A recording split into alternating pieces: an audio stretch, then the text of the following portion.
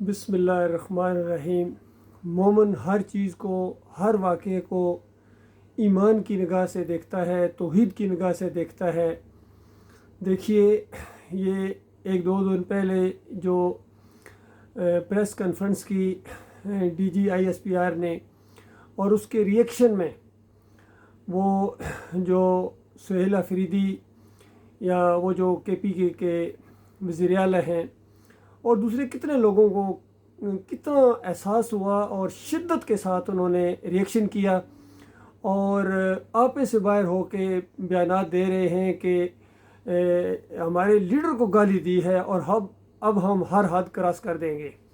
تو اس سے یہ بات نکلی کہ دیکھو، تمہارے لیڈر کو گالی دی جائے تو یہ گرم و سیال خون کھول اٹھتا ہے، اور جو یہ شرک کے ذریعے مالک کو گالی دیتے ہیں، شرک اللہ کے لیے گالی ہے، تو مالک فرماتا ہے ابن آدم شتمنی، یہ آدم کا بچہ گالی دیتا ہے اللہ تعالیٰ کو جب یہ اللہ کے ساتھ شریک ٹھہراتا ہے، شرک کرتا ہے، اس کے اوپر کسی کا خون نہیں کھولتا ہے۔ اور اپنے باپ کو گالی دی جائے، ماں کو گالی دی جائے، لیڈر کو گالی دی جائے تو یہ گرم و سیال خون یہ جل اٹھے۔ تو اللہ کے ہاں جو ایسے غدار ہوں اور اللہ کی بات ان تک پہنچے اور وہ ان کے ماتھے پر اللہ کے خلاف کوئی بولے، ان کی ماتھے پر شکن بھی نہ پڑے، تو مالک ایسے نمک حرام غداروں کو کیا کرے گا؟ کوئی ایسا ہو، کوئی ایسا غیرت والا ہو، کوئی ایسا ایماندار ہو کہ اپنے مالک کی بات کے خلاف ہو، آواز سنے، کوئی بات سنے یا نافرمانی کی بات وہ دیکھے تو اس کے خون کے اندر حرکت پیدا ہو جائے۔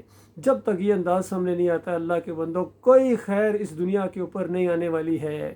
اور یہ کہنا ہر طرف سے آوازیں آ رہے ہیں، ہم حق کے ساتھ کھڑے ہیں، ہم حق کے ساتھ کھڑے ہیں۔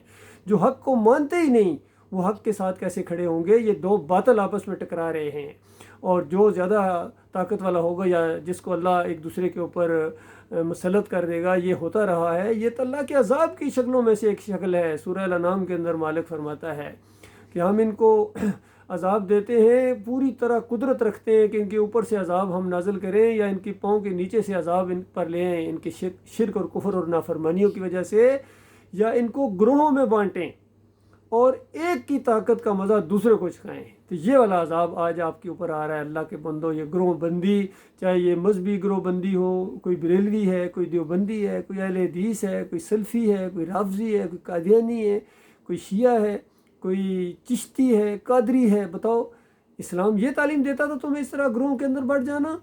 نبی علیہ السلام نے تو منع کیا تھا کہ گروہ اور فرقوں کے اندر نہ بٹنا۔ قرآن نے منع کیا تھا کہ دیکھ لو ان لوگوں کی طرح نہ ہو جانا جو گروہوں کے اندر اور فرقوں کے اندر بٹ گئے، اور جس کے پاس جو ہے مگن ہے۔ حضرت صاحب خوش ہیں کہ جو وہ ان کے پاس ہے، اور ان کو نبی علیہ السلام کا طریقہ، صحابہ اکرام کا طریقہ بالکل پسند نہیں آتا ہے۔ یہودیوں کا طریقہ ان کو پسند آتا ہے، عیسائیوں کا طریقہ ان کو پسند آتا ہے، اور ہندوؤں اور سکھوں کا طریقہ، یہ جمہوریت کا نظام، پیری مریدی، عرس اور میلے چڑھاوے، یہ ان کو پسند آتے ہیں، اور اللہ کا خالص دین جو ہے وہ ان کو پسند نہیں آتا ہے۔ تو پھر بھگتو۔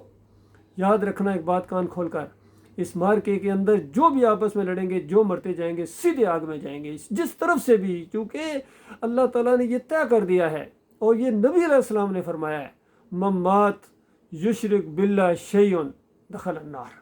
جس کی موت آئی وہ مر گیا اس حال میں کہ شیئن، اس نے اللہ کے ساتھ شرک کیا ہے، آگ میں داخل ہو جاتا ہے۔ تو یہ اللہ کے علاوہ دوسروں کو پکارنا، یا علی مدد، یا رسول مدد، یا غوث مدد، لبیک یا حسین، پھر امام زامن باندھا جا رہا ہے، کوئی تعویذ لٹکائے ہوئے ہے، کوئی یا علی مدد کا پٹا باندھتا ہے، کوئی مزاروں کے سامنے سجدہ کر رہا ہے۔ جمہوریت کا نظام بذات خود ایک مشرکانہ نظام ہے۔ جو بھی اس کے اندر شامل ہے، اس کا سپورٹر ہے، اس کا حمایتی ہے، اس کا ایمان سے اور اسلام سے یاد رکھنا کوئی تعلق نہیں ہے۔ اللہ کے بندو، کتنے صدیاں بیت گئی ہیں اور اللہ کے دین کا اس طرح مذاق اڑا رہے ہو، اور پھر اللہ تعالیٰ تمہیں چھوڑ دے گا؟ اللہ تعالیٰ کا یہ عذاب ہے۔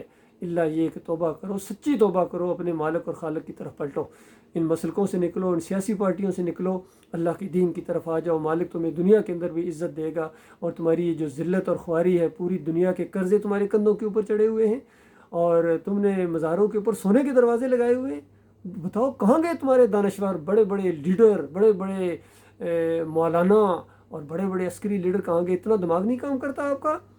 دماغ کام کرتا ہے، صرف دنیا چھائی ہوئی ہے، کیونکہ شرک کرنے سے یہ جو تمہارا دنیا کا ایک ماحول بنا ہوا ہے، اس کے اندر جو ہے تم خوش رہتے ہو، مگن رہتے ہو. کتنا جیو گے اور بتاؤ کتنا جیو گے؟ آخر مرنا. وہاں کوئی ایکسٹینشن ملنے والی نہیں ہے، وہاں کوئی تمہیں بچانے والا نہیں ہے اللہ تعالیٰ سے. آج موقع ہے، میں آپ کا بھائی ہوں، میں کوئی پیر اور مولوی نہیں ہوں، کوئی سیاسی لیڈر نہیں ہوں. میں صرف اللہ کی توحید کا کلمہ بلند کرتا ہوں اور اپنے مالک کے لیے، توحید کے لیے. تم تو باطل کے لیے آپس میں لڑ رہے ہو، بتوں کے لیے لڑ رہے ہو، جمہوریت کے لیے لڑ رہے ہو، وطن کے لیے لڑ رہے ہو، قوم کے لیے لڑ رہے ہو. میں اپنے مالک کے لیے لڑ رہا ہوں، توحید کے لیے لڑ رہا ہوں.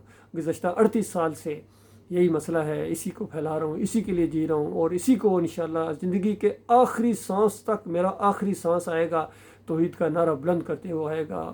اور تو اپنی قوم کے لیے خیر خواہی کے لیے آئے گا کہ دیکھو اس طرف آؤ، خیر ہے. اور اگر یہ ایمان کی بات، یہ آپشنل بات نہیں ہے، یہ اگر اس بات کا تم نہیں مانو گے، اس کا ساتھ نہیں دو گے، تمہیں دنیا میں بھی اللہ تعالیٰ عذاب دے گا، اور آخرت میں ہمیشہ ہمیشہ کی خون اور پیپ کی وادیوں کے اندر تمہیں گھسیٹا جائے گا.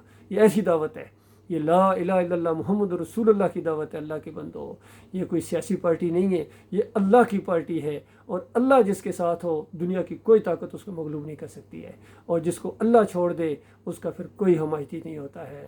یاد رکھنا، اللہ تمہارے ساتھ نہیں ہے. تم کسی پارٹی کے اندر ہو، یہ اللہ کے علاوہ ساری جتنی پارٹیاں ہیں، ایک اللہ کی پارٹی، چاہے ایک بندہ اس کے اندر، ایک دو ہے، تین ہے، تعداد کا یہاں معاملہ نہیں ہے، یہاں حق اور باطل کا معاملہ ہے. تو جو اللہ کی پارٹی ہے وہ حق کے اوپر ہے، اور جو اللہ کے علاوہ جتنی پارٹیاں ہیں، چاہے یہ مذہبی پارٹیاں ہیں، تنظیم اسلامی کے نام سے ہو، یا جماعت اسلامی کے نام سے ہو، جس نام سے بھی ہو، یا یہ سیاسی فرقے ہوں، یہ ساری کی ساری شیطان کی پارٹیاں ہیں. اللہ کے بندو، ہمت کر کے اس جال سے نکلو، ورنہ ایک دفعہ اگر موت آ گئی تو اس کے بعد کوئی تمہارا پرسان حال نہیں ہوگا. چاہے دنیا پوری تمہارے جنازے پڑے، پوری دنیا کے پھول تمہاری قبر کے اوپر اور سلوٹ مارنے والے آ جائیں، اور اس کے بعد پوری دنیا کے علماء، آج کے یہ علماء جو ہیں، تمہیں شہید کا لقب دیں، اور تمہارے نام سے روڈوں کے اور ٹاؤنز کے نام اور شہروں کے نام رکھے جائیں، قائد اور قائد ملت اور قائد ایوان تمہارا لقب ہو، خان اور خاقان اعظم اگر تمہیں پیچھے سے لقب ملتے رہیں، لیکن تمہیں وہ آگ لگے گی جو بجائے نہ بجے گی. اس سے پہلے جتنے آئے ہیں اس جمہوریت کے راستے کے اوپر، یا پیری مریدی کرنے والے، عرس اور میلے کرنے والے، پیروں کی پنڈلیاں دبانے والے، وہ جہنم کی آگ کا ایندھن بن چکے ہیں. چاہے وہ سجدہ تعظیمی والے ہوں، بے حق فلاں، بے حرمت فلاں والے ہوں، جتنے بھی ہیں، جو بھی شرک کی جو بھی قسم ہوگی، یہ ناقابل معافی جرم ہے. اللہ تعالیٰ تمہیں سمجھ دے اور مالک تمہیں دین کی طرف لائے. اس معاملے میں تمہاری مزید رہنمائی کی جا سکتی ہے اگر تمہارا دل چاہے، اور ورنہ یاد رکھنا اللہ بے نیاز ہے، اس کو تمہاری کوئی پرواہ نہیں اگر تم اللہ کی طرف آنے کے لیے تیار نہیں ہو.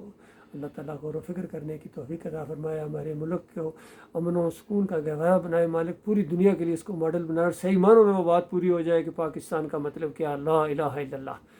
یعنی لا الہ الا اللہ یہ سارے بتوں کے اوپر یلغار ہے، اور ساری زمین جب اس شرک سے پاک کر دی جائے گی، پاک سرزمین ہوگی انشاءاللہ، آخری مورتی توڑی جائے گی، آخری مزار گرایا جائے گا، آخری پیری مریدی ختم ہو جائے گی، تب یہ زمین پاک ہوگی. اور یہ ہو کے رہنا، یاد رکھیے، یہ طے کر دیا گیا، یہ ہونا ہی ہونا ہے. اب اس کی مخالفت کرنا، اس کو روکنا، یہ تمہارے بس کی بات نہیں ہے.